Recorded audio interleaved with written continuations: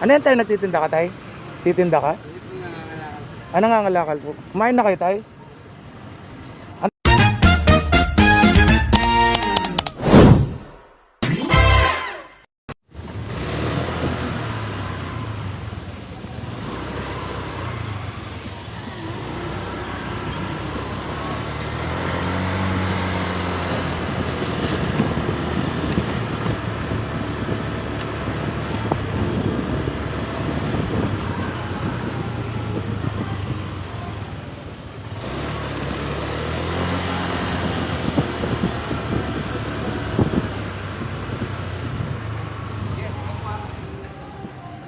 Tayo saan dito papuntang Bataan?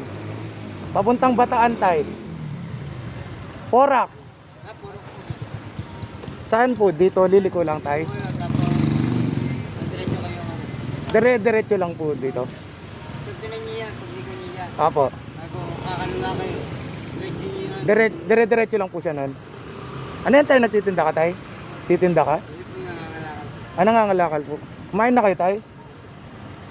Antayin mo ko dyan tayo, bibili ako ha? Sige po.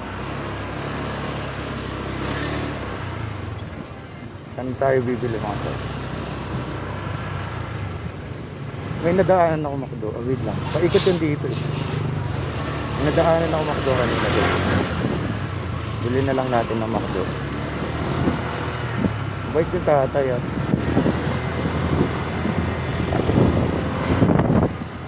Dito eh. Paikot yun dito eh.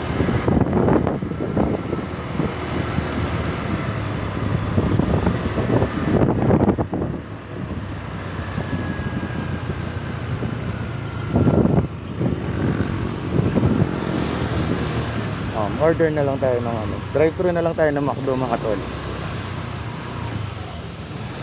Akala ko nagtitinda si tatay. Nangangalakal daw pala. Gabi na ah.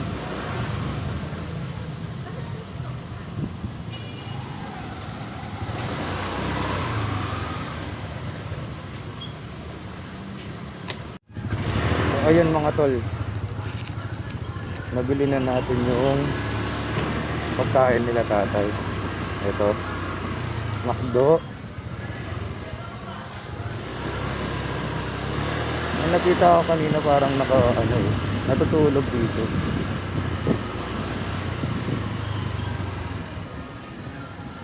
Ito tayo.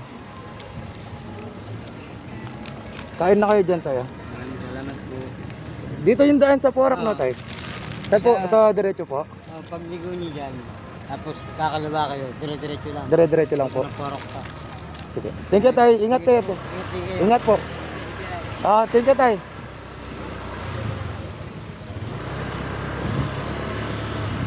So ayan mga tol, sarap sa feeling pag nakakatulong ka sa iba.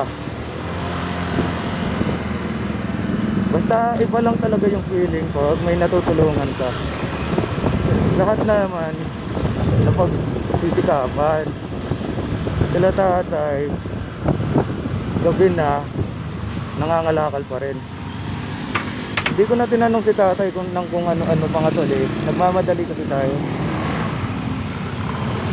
Dito daw, ligo dito. Tapos dire-diretso.